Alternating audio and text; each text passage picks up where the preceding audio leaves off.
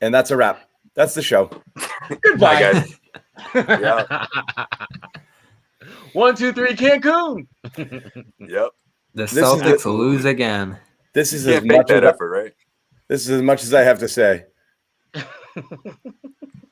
That's it. That's unfortunate. So For the you had first time the Celtics have left John speechless. Look at that. Well, you know what? Bobby's going to say something that'll upset me more than what happened tonight, I'm sure. So I'm going to let Bobby go. Yeah, you feel that too, right? Go ahead. Well, now the pressure's on to do it. All I was going to say is that you had a sense coming into today, was what Brad said pregame, that the team's kind of packing in at this point. They're in a good position to lock up 7. They obviously have some guys with some bumps and bruises here. So it wasn't surprising to see Smart kind of packed in, and we probably won't see him the rest of the way, I'd imagine. Rob, we definitely won't see the rest of the way as he tries to recover from that turf toe. I just wonder, and Sherrod and I were kicking this back and forth to start this one, why is Tatum playing heavy minutes on a back-to-back? Why is Tristan Thompson still out there as he deals with a pec strain? You're pushing those guys and holding others back, and you still don't even win the game. You said during this game that you thought the Celtics were trying to win, John. I didn't see anything that pointed that out today. I didn't see it from an effort standpoint. I saw it from a strategic standpoint. You started Tatum. You played Tristan, who wasn't 100%. You played like I said, we can debate what the merits of starting Tremont Waters tonight. I understand the philosophy. I think you wanted him to kind of hound Sexton a little bit. That was the theory behind it. I'm not saying it's the right call, but he clearly played the best, what he thought was the lineup to win tonight's game. But I just didn't understand any of it. What's the point of playing if you're not really going to try? What's the point of keeping Tatum out there till 30 seconds left in a fourth quarter of a game that had been decided for a while? Like, why is Tristan playing heavy minutes? Like, what are you doing? What are we doing here? Well, with Tatum, I think a lot of that has to do with them thinking that that was enough to beat the Cavs. You guys don't think that? I mean, I know that's not what it looked like when we watched it unfold. I think when they started, yeah. Yeah, but I don't. I mean, to what Bobby's saying, about Tatum, I think they put him out there to obviously get him another rep, get him a 30-point game, get him going and close this out. You know what, though? They thought that this was going to be enough to close it out. Joe Sway, that's such bullshit. If that was what they were thinking, you don't put a guy out there just to get numbers. That's part of the problem. That's part of the narrative that so many people have about this for all NBA. Yeah, but this was a different putting approach, guys out there to get numbers. But that was different.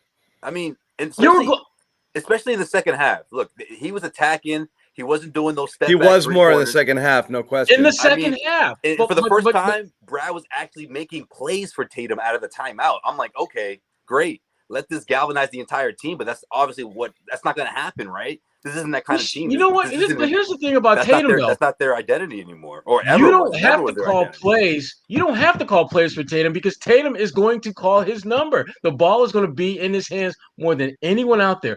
I don't understand why would you risk him in a game like this where your standing is not going to be significantly impacted one way or the other, and you are again.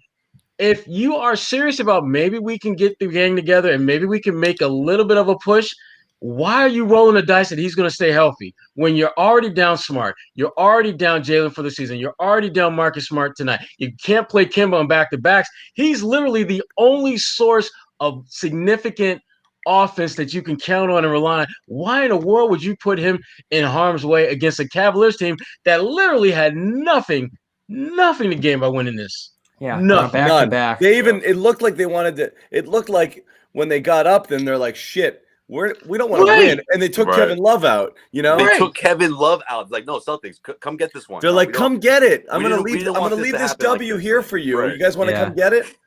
It's insane. This was just like the Thunder game. They're like, stick with the program, Celtics. Come on, you're supposed to take this one. Yeah, I thought the Cavs competed pretty well throughout this one. Love especially. He really took it to them. And Okoro was sensational on Tatum. That's a guy I've loved for a while now. It's just He's been doing that. But you know, but that's what bad teams do. They compete. They know they're not going to win. They know that they're not as talented as who they're playing. So the only way that they can save face is to play relatively hard. And that's what Cleveland did. I didn't think Cleveland played significantly hard and tough. Frankly, they did what they were supposed to do. They've got some young, athletic guys out there. Those guys play like young, athletic guys do. They're going to make some plays off sheer effort. They're going to miss some plays because they're not as talented as you are, which we saw them miss a bunch of layups all game long.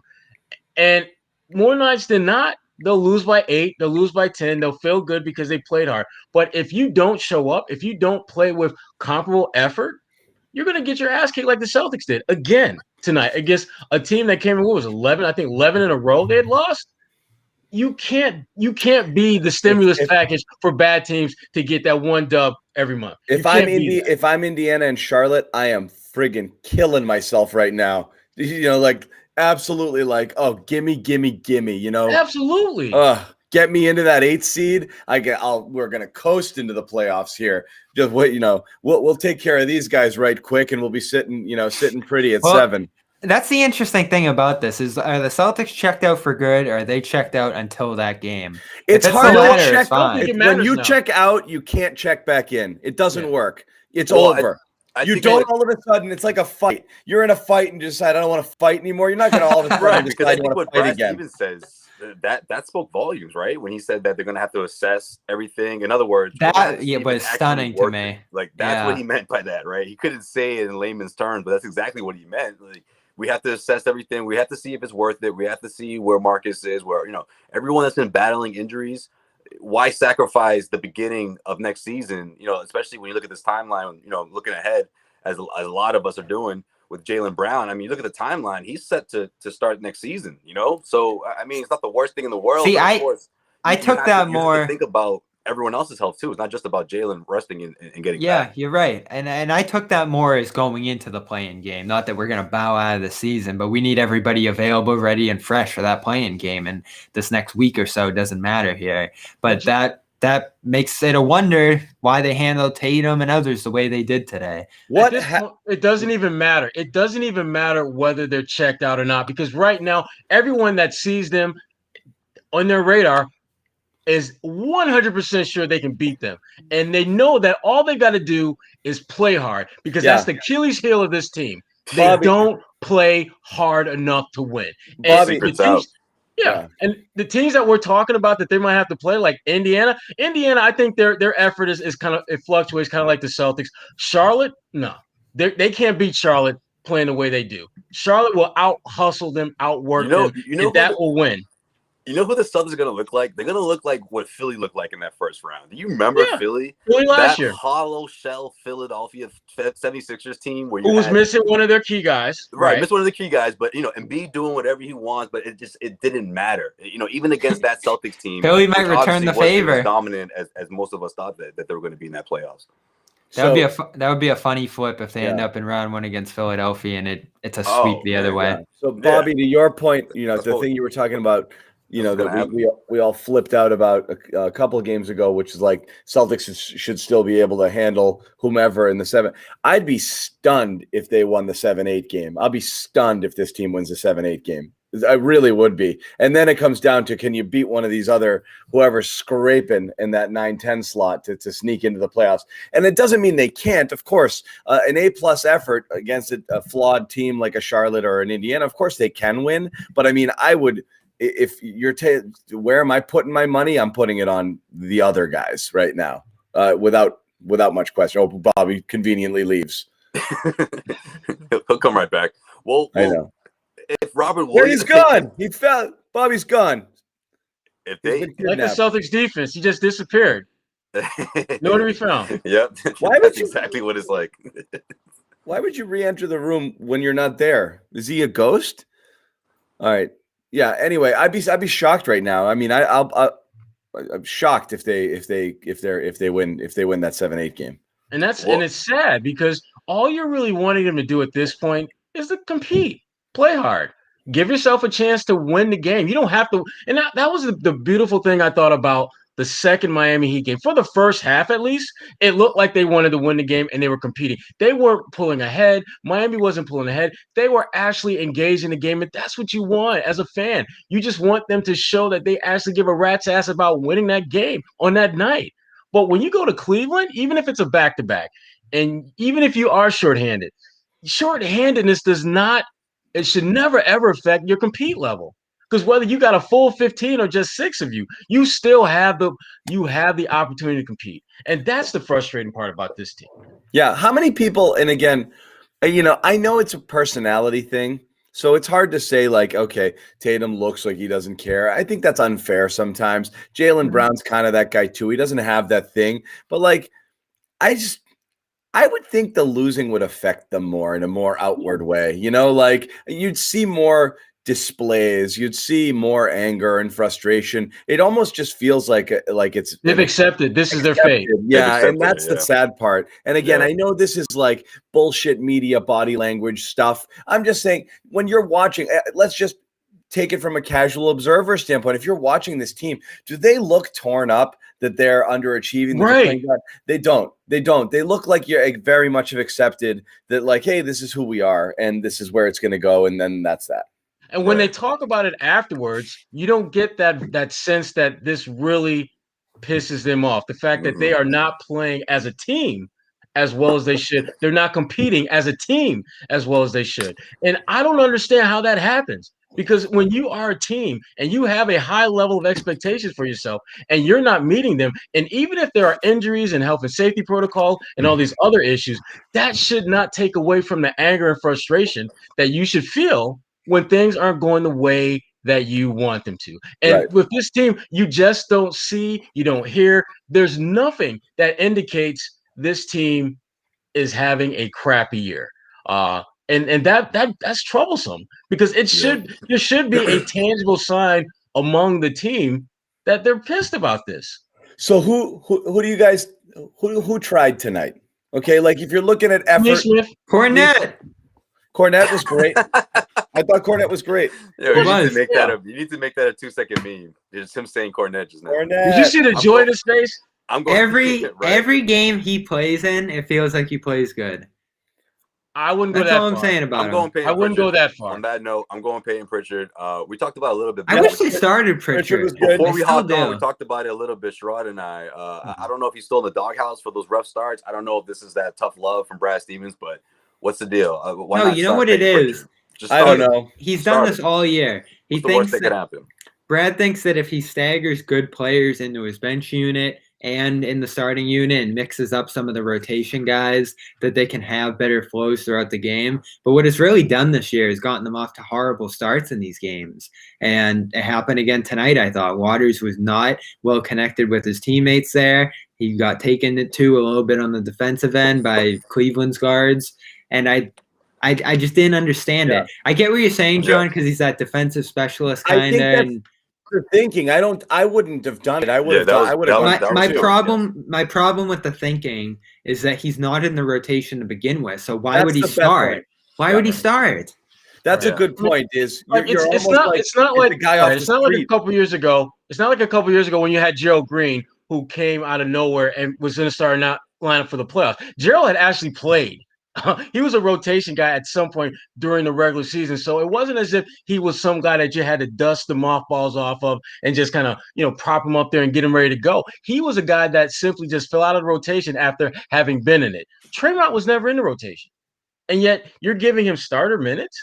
I mean, Tremont, when he has been at his best, he has been a nice off-the-bench, change-of-pace kind of guy. He has not been a guy that you put with your first group to help get you guys off to a great start. Pritchard and his shot making, I thought, could have been really beneficial. It would have given Fournier another guy that when Fournier wasn't hitting right away, he can pass it to Pritchard, and Pritchard would take some shots, maybe help him get going. I don't understand I do and I don't understand what Brad's trying to do. I don't agree with what he's trying to do. I guess that's the best way to put it. Yeah, it's strange. Play the guys that you know are going to play for you. He's still trying to find it, Yeah, and to answer your question, John, I mean, he tried the hardest, in my opinion. I mean, look at the way he stuffed that stat sheet. It was under 20 minutes, 12 points, 8 rebounds, 4 assists, 1 steal. Like I just think maybe Brad thinks he's maximizing his, to use what Bobby used to say about Robert Williams. He's maximizing his potential and that keeping. No, him that could be minutes. true. Yeah, and we've seen Pritchard struggle. But, we've seen Pritchard struggle against starters this year. I know, but I mean, you're out of options here. Colin Sexton. I mean, I don't know. Let me ask you this again. Get the rookie some. Give him a challenge. There's an understanding, and again, like I said, you can understand when one person goes out to not insert Pritchard into the lineup, but in a very simple way to look at this, 4 of your best players are out tonight.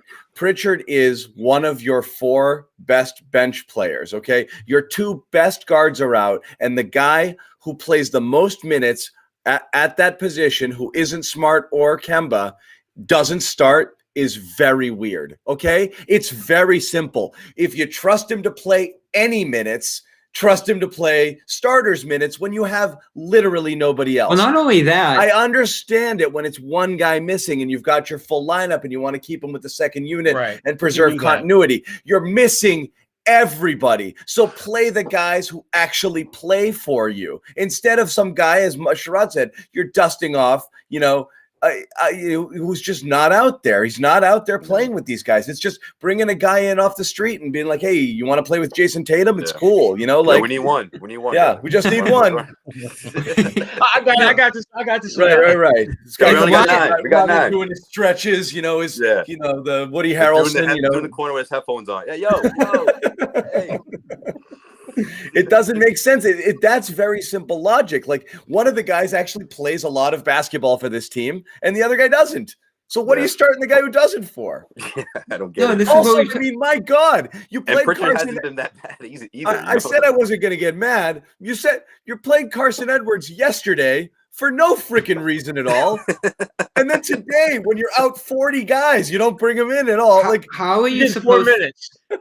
And then how are you supposed to build something? And we talked about the amount of starting lineups that they've had this year. I think it's probably 35, 36 at this point. That's not just because guys have been moving in and out. It's because Brad has had a variety of ideas of how he's wanting to go about it when guys do go out. Some nights it's Shemi. Some nights it's Grant. Some nights it's Nesmith getting mixed in like it was tonight. And then 2 to 4 nights this year, it somehow became Waters being a significant part, not only the rotation, but a teammate to the people in the starting lineup, which doesn't make sense to me, not only strategically, but you're not building anything there because he's not going to play in the playoffs and he's probably not even going to be here next year. So what's the point? Again, I think the starting people in the lineup, I like that. What's that? That's so low-key trolling Tremont right there. A teammate to the guys in the starting lineup. Yeah. No, but you're a different kind of a teammate. Yeah, that's a good start. That's demotion. Yeah. I love Waters, but we're seeing it. He's just that. Not. Don't even say that. You don't have to. Yeah. You don't have to give him the "he's nice" tag. Just forget it. It's not us. It's you. Yeah. I mean, it's not you. It's us. What do you think of Waters? He means well. He's nice. Well, He's nice.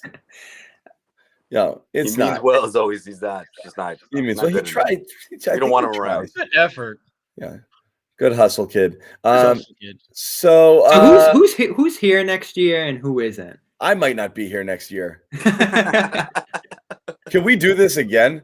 Oh, come on, man, John. I'm seeing the end of the into the contract. I'm back next year. I'm in on next year. I'm seeing the Cancun, situation now. Even if I was in on next year, I'm not doing this right now. No, no. This team doesn't deserve that. They don't deserve a. It's I can see the light at the end of the tunnel. No, absolutely not. No, but who on the roster is probably not here next year? Shemi. I'm thinking. Damn. I'm thinking. And I genuinely like Shemi, but I do too. But I saw him today, and I was literally like, "This guy's not in the NBA next year." Like, it just crossed my mind. Like, someone will pick him up. He'll get picked up. Yeah. Waters, he'll be somewhere. Waters and Semi, I see a lot of 10-day contracts in Semi's future, and maybe a trip overseas. And one of those games has to be against the Bucks because that's on the scouting report. Like he's. Wouldn't be surprised if that's the team that picks him up though. He's pretty good against Giannis, right? That's what I'm saying. Maybe a team in the East that's trying to match up, against Giannis. you know his best game of the season will be when they play the Celtics. You know that, right? So I feel like everyone in the last 72 hours turned on Smart. Shemi will drop 17. It's not about turning on Smart. It's just a legit question about who's on the edge here. What's going to be an expensive roster, what's his contract, and what's his future look like. Someone tweeted me today and was like, you guys are putting this all on Smart. I don't think that's what we've done at all. We've pointed out some of his flaws with it and, shortcomings this year. But I think overall, he's actually fought pretty hard to fix this situation. He's been hurt. He's been out of the mix and off the ball and stuff like that at certain times. But strictly talking about his contract, his age, which I couldn't really figure out the other day, but now I know. 24, is it 25, 26, 28? And another how free long has he been? Keep going. And another free agent to be in Fournier. It's a legitimate question. Plus, unlike John, I do think he has value around the league. Well, it's not about whether he has value. It's about whether there's anything you can get in return. I don't really care so much about what other teams think of it. What are they willing to give up? Yes, exactly. That's the big difference. That's the concern I have with Marcus. There's no question that teams around the NBA like him, but how much are they willing to give up to get him? That's always been the case. Right. Exactly. And that's where I'm not sold on the Celtics being able to do something with Marcus that they're going to feel good about, that they're going to get a good return on. Now, if it gets to the point where they realize, you know what, we're just not going to plan on re-signing him, we might as well try to get some assets right now for him, then that's a different conversation. But if we're talking about whether Marcus Smart has tremendous value to the point where teams are willing to give up fair market value assets for him, I don't think that's the case. I just don't. I don't think teams are, because of the kind of wear and tear that he's put on his body. I think that is something that teams are a little concerned about.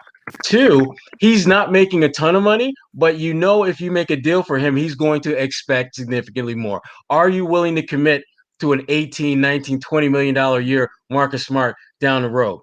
Probably not a lot of teams are willing to do that. So those are some of the things that if you're Danny Ainge, you got to be thinking about, how can I get value for the guys that I'm probably going to lose anyway, and get enough value where I can flip that into something of significance for my team sooner rather than later, because they need to make significant changes, not in terms of getting, top 10 player or anything like that. Significant changes as far as reconfiguring their roster. This team, the way they're constructed now, you can't have a Tristan Thompson as your starting center next year. You can't have, 3, 4, 5 guys, who you've been in your program for 2 or 3 years not playing. That doesn't happen. When guys are on your team for more than 2 years and they haven't played, they're not on your team anymore. Again, you're finding a new home for them. Right. Yeah. So that's usually how that works. Taco, Tremont, you look at Shimmy, he's been kind of in and out.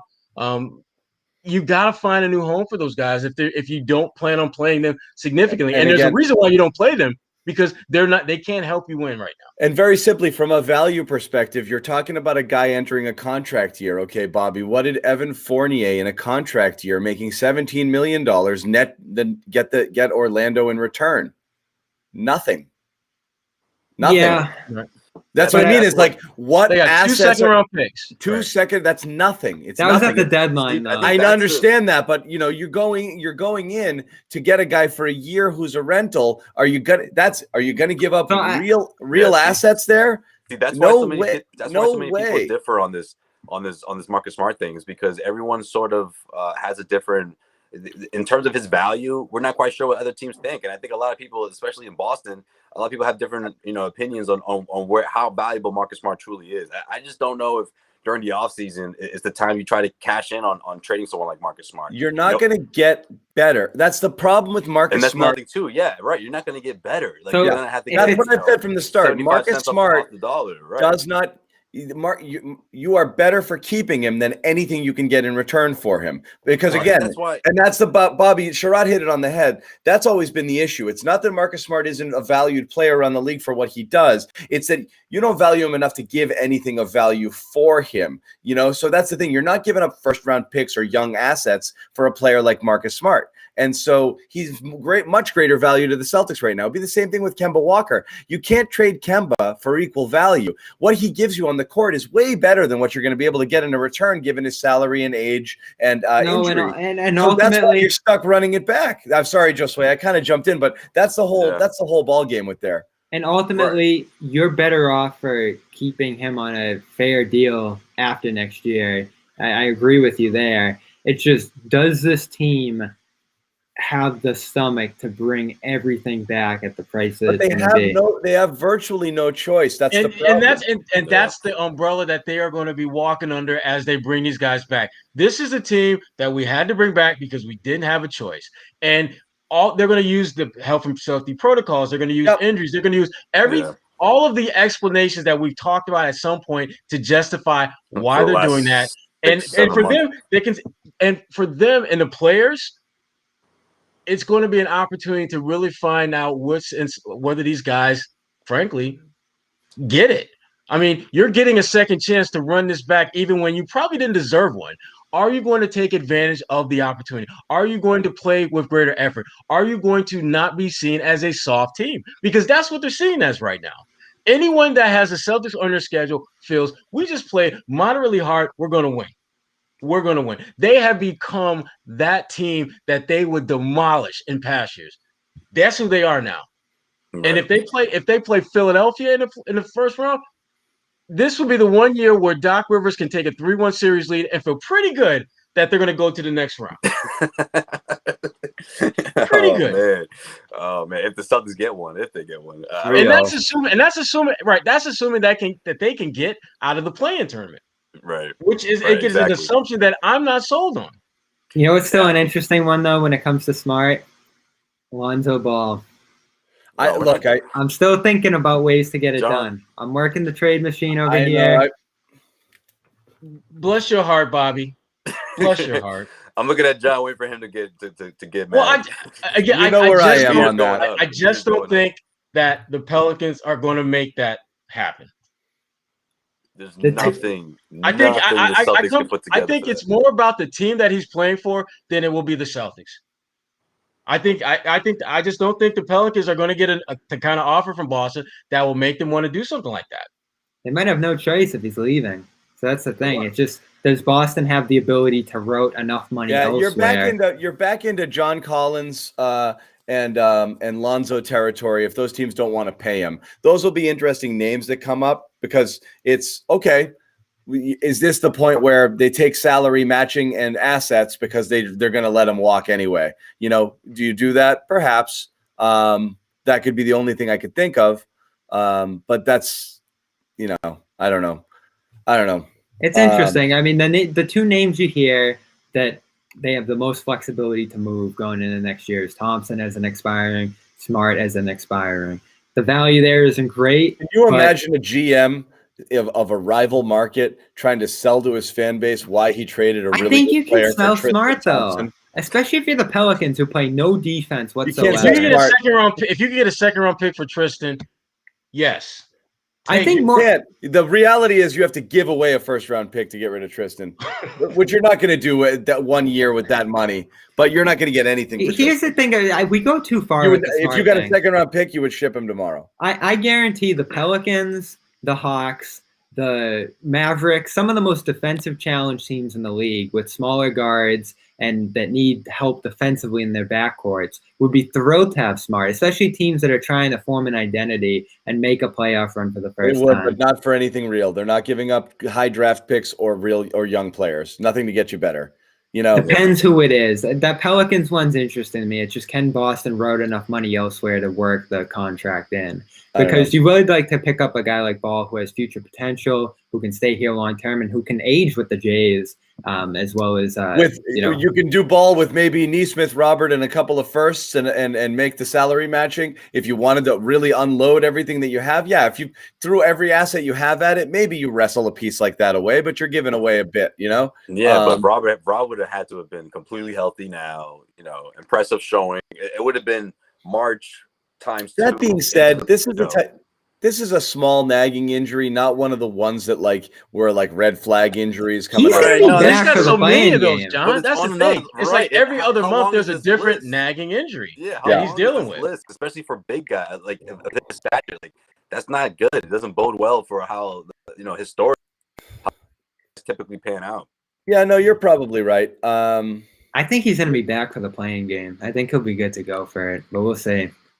Yeah. Yeah, we'll see. I mean, even if he's back, how long is that going to last? I mean, is he going to be back for a game? Is he going to be back for a quarter, a half, the rest of the tournament? How long does that usually persist, John?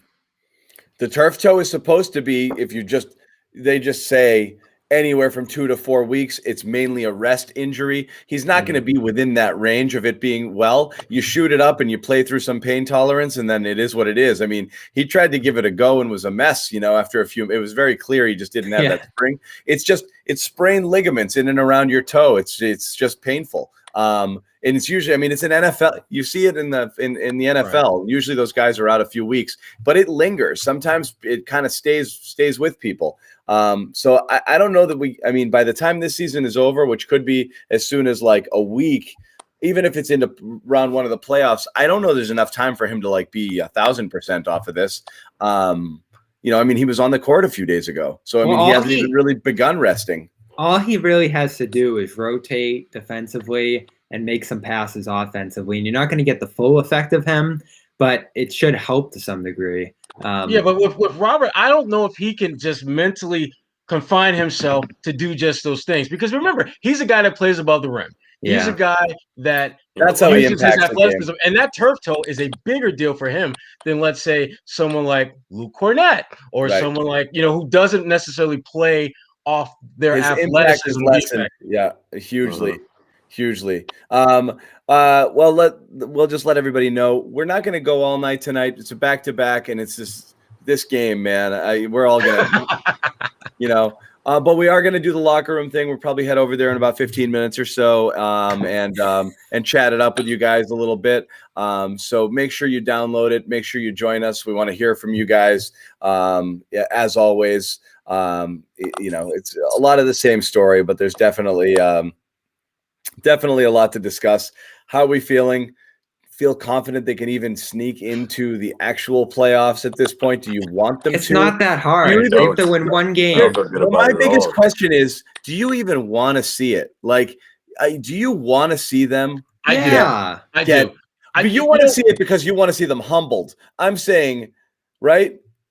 I want to see it because I want to see how they can handle when they're all that talk about your backs against the wall. That in the playoffs, that's legit. You have nowhere to turn. Whoever you are, whatever you are supposed to be in the biggest, greatest moment of the season, you are going to get exposed. We are going to see the varnish, the veneer is all off. You are 2 a.m, beauty. How are you looking at 2 a.m? When the deed has been done? No, but that's I do. What we're going to see. I kind of want to see. That's why I want to see it. I want to see 4 40-point losses to the Nets. Oh, shit. I really do. I don't want to see that. I don't want to see that because I don't think this team is that bad. I don't think they're that bad. No, but I want to see it because I want the offseason to be a real gut check. Don't. Oh, we did our best, spirited effort, moral victory columns. No, I want but then the moment absolute abject humiliation. Okay, and that's why I want them to get into the playoffs wiped out. Yeah, the moment Tatum gets hurt, you'll be like, see, why did they even compete? They should have bowed out when they had the chance. No, I want to see them play. I want humility forced upon them. I don't want all that, but I want them to be on the grand stage. I like the Brooklyn series too. I want to see what they're made of. I want to see it unfold and then see what they say after the game. After all that talk that they've been saying all year long. About back against the wall and all that. But then with the Jaylen Brown injury, it sort of gives them But then again, you want to see them have that nothing to lose attitude, but it's not happening. And if it's not happening now, it's not going to just happen. As soon as they start the playoffs. You want to see that Nets one too because of what we talked about with them being able to go small and get rid of their centers. It being a matchup that I really wanted them to compete in all year, but they were just unable to. So from that perspective too, you want to actually see them be able to play up to a team like that and give them some trouble. And like you said, John, it's just going to be so staggering that if they aren't locked in, they're going to get annihilated in an embarrassing way. So that's the ideal one for me. Like you want to see them go up against that team right away and have that kind of challenge thrown at them. Yeah. And I want to see them get destroyed. 440 point damn, John. 440 point losses. Imagine anything. 440s. 440s. No, because that's payback. That's our payback for having to endure this all year. Okay.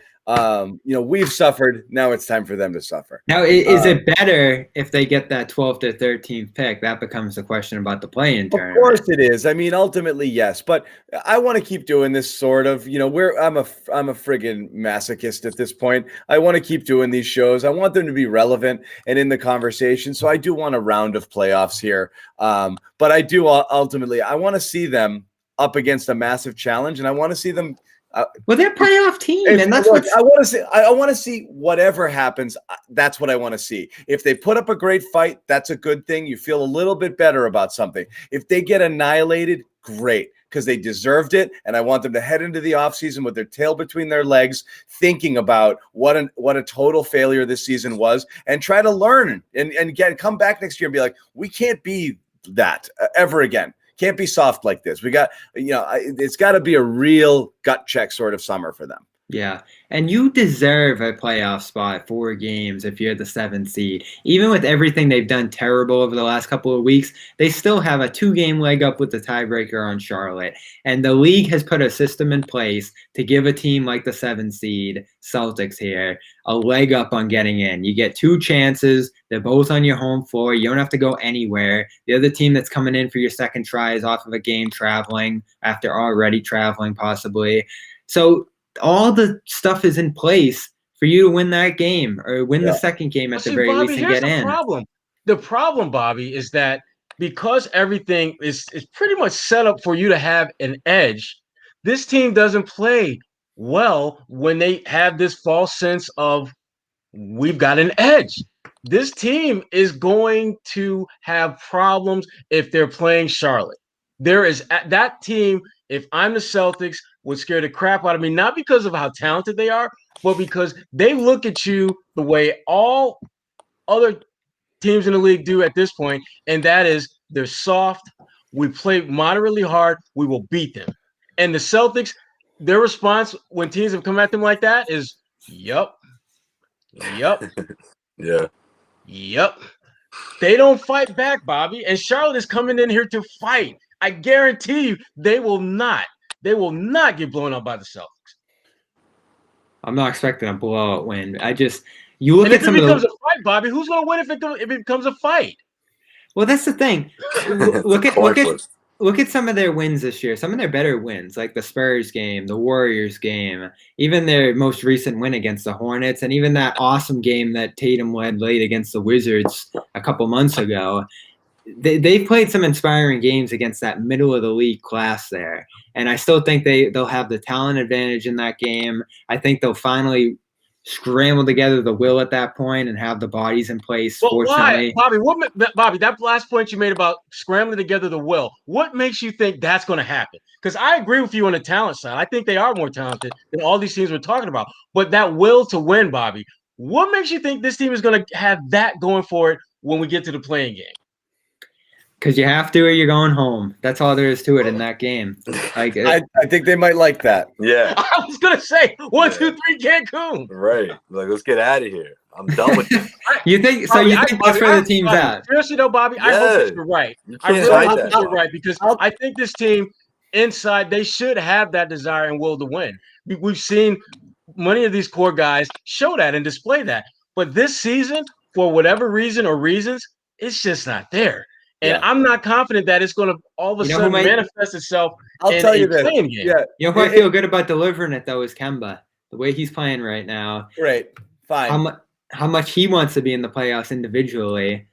But didn't him and Fournier and Tatum combine for like 80 points the other night and they still lost? Yeah, they did. True. They'll be playing more minutes collectively. I'm not worried about Kemba bringing it. I'm worried about them finding a way to win. Forget Kemba could go 1 for 72. If they win by 3, good game. And he hits the one shot that wins it, great game. That's not how this team functions. That will to win, Bobby, that you're talking about, I'm spot on with you. That is huge. And that's what this team has not shown they have. And I'm honestly not exist. like, look, I said, when you're out there, you're going to play. You're not out there thinking like, I'm not going to try today because I want to lose. But it's like, how bad are you actually going to scratch, claw, fight to win? Or are you going to accept your fate and accept the outcome? Where you start to look at it and say, is losing the worst thing? You know, like if you don't, but that's really it. If you don't have the mentality that losing is the worst like that thing. last game in the AAU tournament, like, you know what? Dude, I'll say this for Mai Tais in Maui. Yeah. I'll make my own. You'd be surprised how much your confidence or your fight to just. I'm not gonna lie.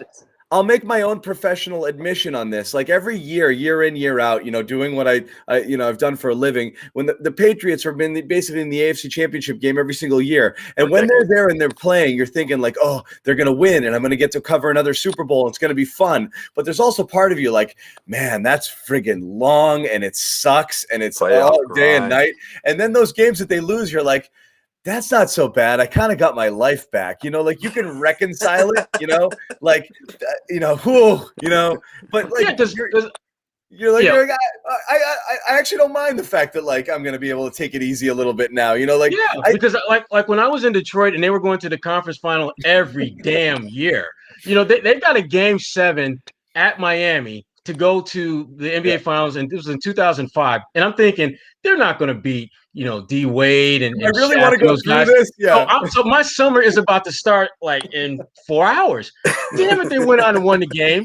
Then you got to go to San Antonio, and needless to say, had no intentions of doing that. So you're making all these last minute appearances. And to John's point, the life that you thought you were going to have, gone. No. Just like that. The Legends Vault is chiming in here to defend you, Bobby. Game 7, the Cleveland game at Game 7 when Tatum dunked on LeBron. I told myself before, during, do not think the Celtics are going to win this game. You know, don't let them suck you in into thinking that. The Celtics go on their run. Tatum dunks on LeBron, and for about maybe 7 seconds, I'm like, is this it? Am I going to cover my first NBA Finals? And I'm still trying to push it down. Nope. Don't get too excited. For like 6 minutes, I was there. Nah, maybe less. And then I was like, nope, you know how that story ends. But yeah, I know. That was a rough one. Well, you know how Nick feels about this team, and he's with me on this. Like, it's not that hard to get through this play-in tournament. It's not going to take a ton of sheer will. These teams that they're going to be running up against, and the Pacers are looking like a possibility here, given what the Hornets' schedule looks like, and the Wizards lost tonight. Bobby, what would the Celtics be if they played the entire season without Rob Williams and Jaylen Brown? What would they be? The 11 seed, the 10 seed? They would be Chicago Bulls. You know, what would they be? Like, what are we talking about? Like, they're missing 2 hugely important players right now. Hugely important on a team that also lost Gordon Hayward from last year. And I understand Fournier is in to supplement a little bit there, but like, this team would not be considered an absolute playoff lock if all they had was Jayson Tatum, Kemba Walker, Aaron Nesmith, you know, Pritchard. This was your lineup every single night. They'd be an also-ran. So Chicago Bulls.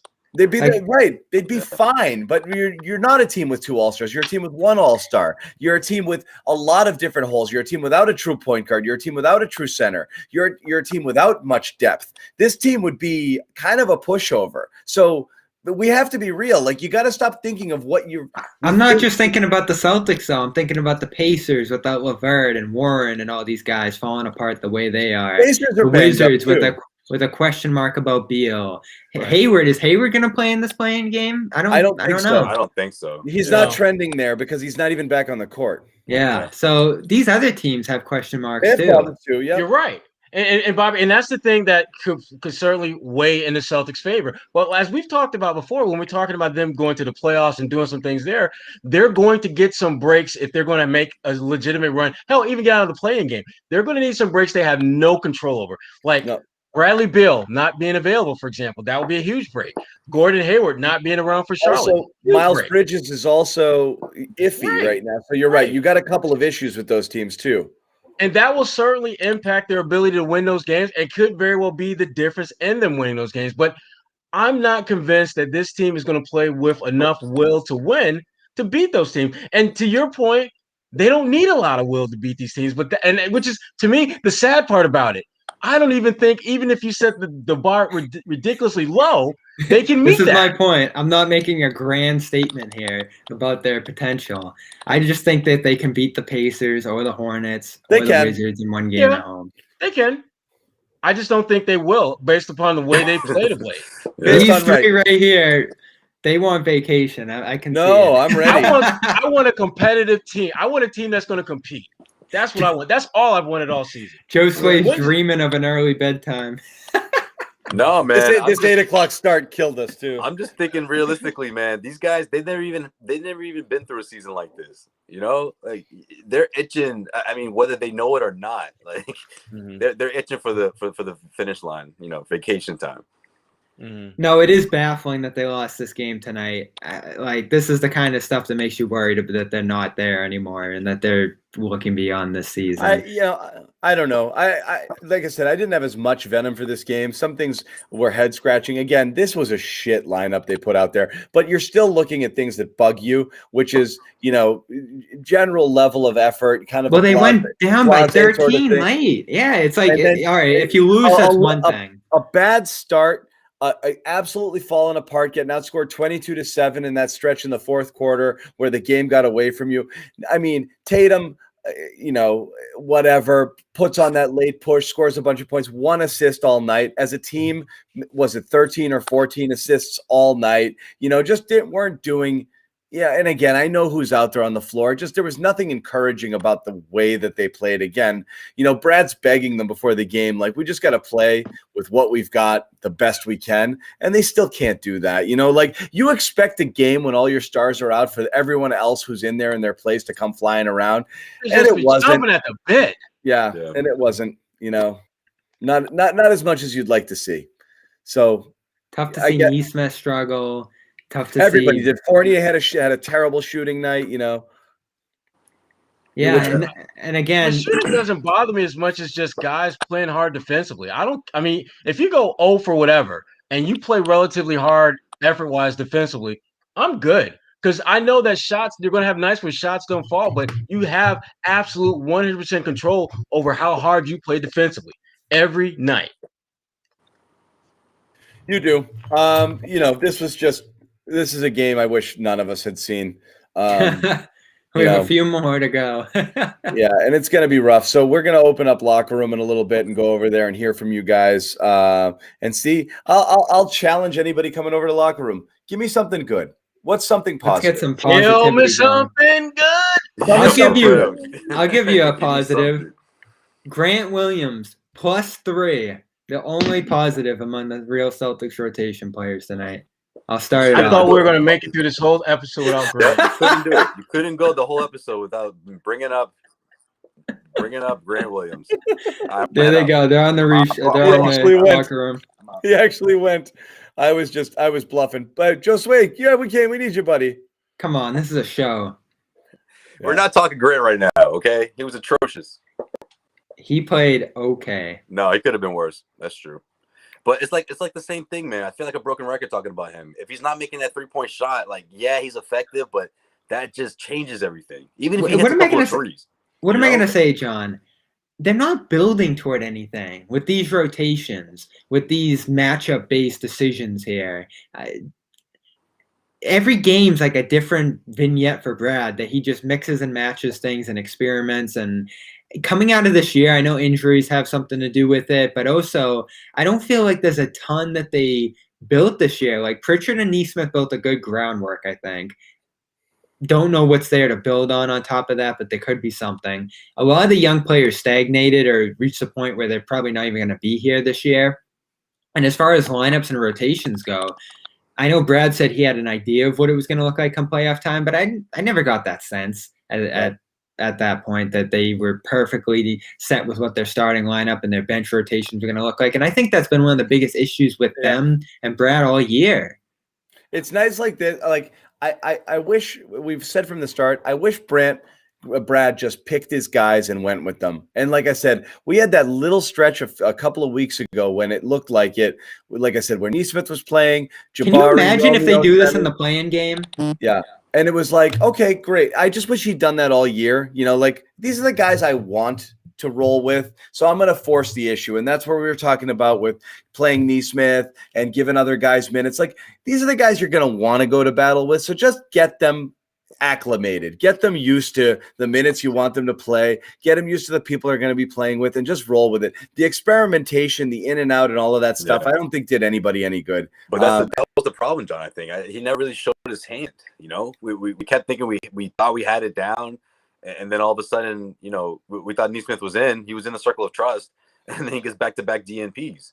It was tough for him, and of course, health doesn't, injuries doesn't help that. But, I gotta warn some people real quick. We're gonna do locker room right now, but you might need to update your app before you jump in. If we can put the link in the chat if we haven't already and pin it, we're gonna be headed over there. Sherrod's already probably over there, but it's making me update right now, so I will do that and I'll head over myself too. It takes 2 seconds, yeah. It takes 2 seconds, so just do that and then come join us. But if you guys, while you're waiting to join the room, go update now. We'll be heading over and do that, and do that thing. So, guys, what do you think? Are they dropping these next two also? Ooh. Wow, dramatic effect. I like it. Bobby, that's you on as a second person, I think. Yeah, it is. That was my strategy tonight, but didn't work. He said that so way back. Yeah, it is. Sound like dude from Days of Confused. Yeah, it is. Matthew. Yeah, all right. There we go. Worked. All right. Good work. All right, guys, I'm going to take off. I'm heading over to do some locker room with Sherrod. Josue, Bobby will wrap it up. Why don't you guys head over in about 10 minutes here and do the thing with us. I'm out. I'll talk to you guys. Do you have a big question for us, or are we on our own? I don't have a good one for you guys right now, so I think that was it. It'll be the two. Yeah. I'll leave it to Josue tonight. I'll see what's on his mind. What you got? What you got for you? No, I was gonna see what you had for us here. I mean, I can't pull a ton from this one. Like, it's disappointing for me, and it was kind of based on what I just said. Is there a ton of hope for the young players on this roster growing into something? Because remember last night, Sherrod said, I want to see some veterans come in here. And we're like, probably not. They want to keep it cheap. They want to keep rolling with some of these young players and see if they can develop into something. Shemi's obviously not going anywhere, like in terms of potential. Grant, I think we've seen him stagnate. Edwards certainly has. Romeo, who knows? Like he was a no-show out there again tonight. Like a lot of the players on this roster just don't seem to have that upside. They don't even show you flashes in games like this where they have plenty of opportunity. Yeah, I feel like those are the ones that are on the bubble no matter what. I mean, those are the ones where you're like during the offseason, if they stay, like, oh, okay, maybe they got something there. But I mean, I think at this point of the season and in the situation, the scenario Celtics are in right now, I mean, if we're not seeing Jabari Parker out there, if we're not seeing, who else didn't play? I mean, Taco? Do they bring back Taco? Like, again, these are conversations that Danny and Brad Stevens need to have. I mean, not to say that they didn't have a similar conversation before going into the offseason. I mean, I'm sure both of them agreed on Tristan Thompson. I'm sure both of them agreed on Jeff Teague, but maybe it's time to go back and thoroughly, obviously Brad's going to go through the numbers and do analytics and all that. But I mean, from the outside looking in, it just seems like guys like Robert Williams, Evan Fournier, obviously we talked about him being a priority for them to bring back. But I mean, Robert Williams, a healthy Robert Williams all season long, I still want to know what that looks like. I hear the Celtics, you just traded away, or a couple of months ago, you just traded away your starting center and Daniel Tice. I'm sure they want to know what a full healthy season of Robert Williams looks like. And you saw the stride that he made this season, so makes it even more enticing. The rookies and Rob showed you enough this year that you think there's another step for those guys. There's a handful of others. That's here. That's a good way to put it. The rookies and Rob, right? Nesmith, Pritchard. I think those are the three that the Celtics are. But everybody else, giving up on. They're not giving up on those three, right? Everybody else is hurting you in the rotation now, and might not be going anywhere, which is tough. Why isn't Jabari playing though? Like, why? Like, I know he's not going to thrill you, but like, can he just get a couple of reps? I just don't understand the logic behind it if Robert Williams is out. I don't understand it. They brought him in. I didn't have high expectations for him, but yeah, you want to see him play. And he hasn't. Carson Edwards the only I need points in a hurry. Carson, like, is that his only or one of the his only go-to off the bench? Because it isn't anybody else, right? No one else has that role, and no one's flourished in it. No, and that's kind of Parker's role in a forward sense or at center. It makes no sense. So why not combine that production with Grant? I mean, that's the thing, though. Defensively, yeah, he's a bit of a liability, but we're talking about the Cleveland Cavaliers. I mean, he can't get on the court against the Cleveland the just lost 11 in a row Cleveland Cavaliers. Like, he probably would have helped. And that's, again, you're not building anything if you're not playing him. You're not even increasing the chances, I think, of him fitting in next year. And who knows, he could have a great training camp. He could come in the next year healthy and fresh and turn it around. But you want to see him meshing with some of these guys now. That's the reason why he's here. You would think he'd be able to play over Langford, Edwards, even Cornette. You know, I thought Cornette played well, but I wouldn't be going crazy if Parker played over him in certain games. When they asked Brad about, your boy clocked in damn near 20 minutes, man. I don't know about all that. A little too much Cornette for my liking. Well, he does. He's done everything so far except make shots, which is tough because he gets open looks, really open looks. 1 of 5 here. I saw those blocks, though. I'm not sleeping on that. I saw those defensive stops. I like that. They asked Brad about Parker not too long ago, and Brad said that he hadn't been playing because some more guys were available, and now that less guys were available, you might see him more. And so it is kind of puzzling that they haven't increased his workload and opportunity since especially Rob is down now. They view him as a 4, as a 5, that kind of thing. So that opportunity is wide open for him then. Instead, Taco's gotten minutes. Cornette has gotten a ton of opportunity. Grant has played some small ball 5. And Parker is really the odd one out of the entire rotation right now. Is he hurt? Is he banged up? Is he on ice? I don't know. I don't think that's the case. And I don't think he should have played against Miami either game. I don't think he could have given the Celtics much in that But matchup. Tonight he could have. But tonight, yeah. I mean, the third quarter, like, it's been the story for most of the regular season, but like that first half, the Celtics were there. The other second half, if you need some point production, I mean, just to close out the third quarter before he puts in Pritchard, which he likes to do, which I would prefer to see Pritchard sooner. But yeah, I don't know. I don't get it in a game like this. I haven't gotten the rotations for about 2 weeks now, and I'm worried that they're going to go into the play-in game with a similar approach. Let's figure out what we have tonight. Let's bounce around different ideas, and we're down by 15. Isn't that the biggest reason? Well, what do you think is the biggest? We got Kemba, though, right? Kemba's playing well. It's like, he's going to need a little more than that. Well, what's going to help them is they can tighten it up. They can play Kemba a ton. They can play Tatum a ton, as well as Fournier, as well as Thompson, probably. So that's going to help to some degree. I got a question for you, Bobby, but go ahead. But are you just going to be – here's my thing. These early deficits that we've talked about all year, it's got to be because of the starting lineups to some degree, right? Yeah. Yeah. I mean, that's the strong – because we've been saying it before the season even started, how top-heavy this team is and how thin the bench is. And, I mean, Jeff Teague's not even on the team anymore, you know? Like that was supposed to be one of those guys. He was another starter. Oh, my Lord. Yeah. Again, they didn't have 36 different guys available and not unavailable all year. They were mixing and matching starting lineups through those stretches where certain guys weren't available. Every single night they've had different ideas of how they want to attack these games. And the problem with that is you don't have reliable specialists. Like Grant is not a reliable specialist in most cases. Nesmith, when they wanted to go with him as a closer, he wasn't a reliable 4 stretcher at that point, but they viewed him as that. Brad has viewed these guys as what they can be, and in many cases, they haven't even shown potential of what he thinks they can be. Yeah. But what was your question? Oh yeah, I was gonna ask you. Before the game, did you seem Brad seemed a little testy? You know, like he's had it with these questions. I think it was Corrales who asked John Corrales. Damn it, I just had it. What did he ask him? He had a couple questions, so that probably didn't help. Oh man, I'm drawing a blank right now, man. So what I heard was player availability and Corrales pushed back against the back-to-back thing with Kemba. That's what it was. Yeah, about Kemba. Yeah. Like I could say.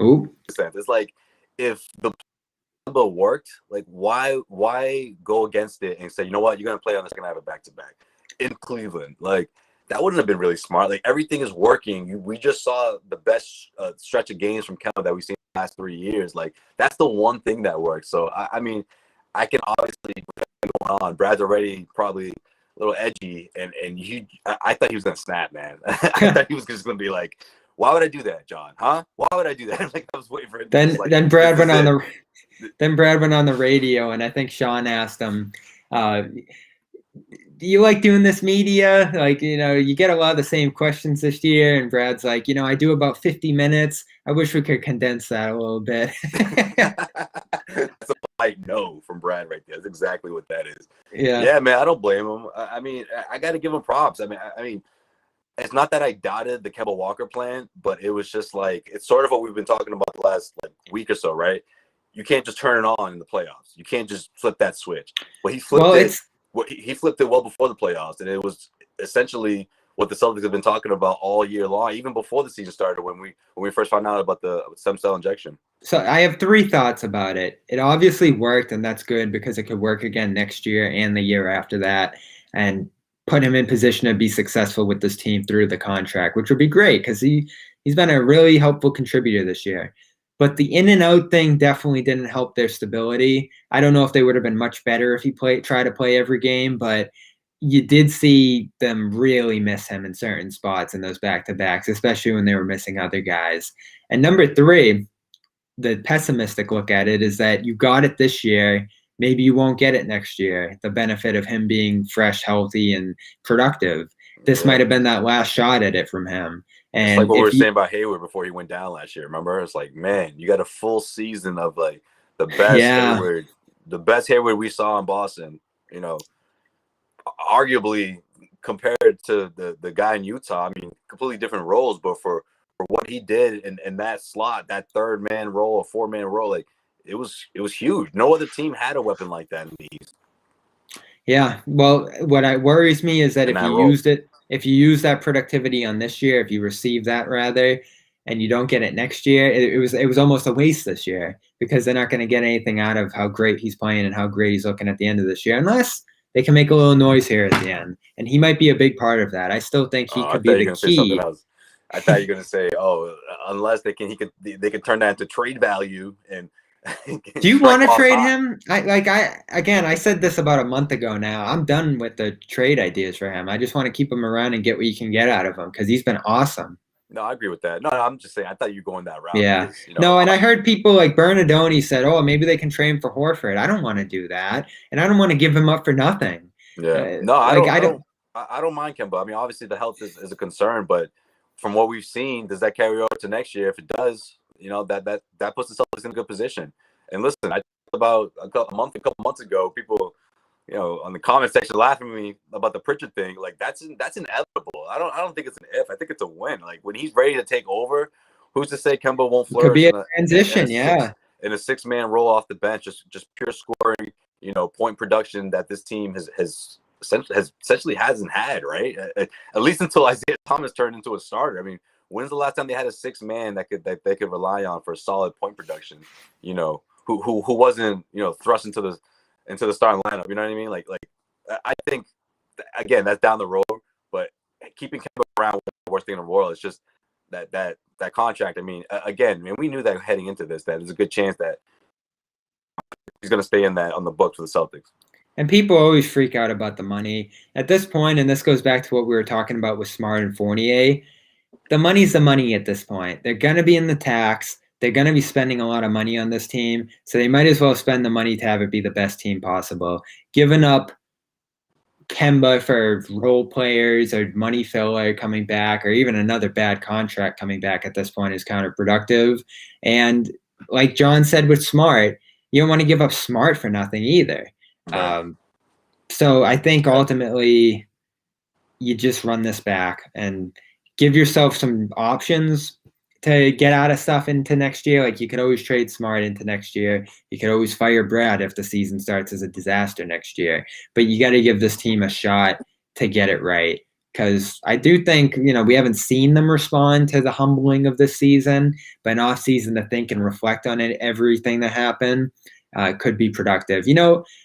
these guys probably took like a night in, night out approach this year with how condensed everything was. They weren't trying to get too high off the wins. They weren't trying to get too low off the losses. And I don't think there was a lot of in-season time for reflection, adjustments, and certainly not practice. Not practice, yeah. That's another thing, too. We haven't talked about that enough with Brad. I mean, he's the kind of coach that he's a practice coach, right? All about, yeah. Like, he's not going to just motivate you with his speeches or his, let's win one for the Gipper, all that stuff. Like, he's not that kind of coach. He will make a team better with the more time he gets with them. And obviously, and that's if 80% or 85% of the time you're spending with your team is just playing games, that's not how Brad works.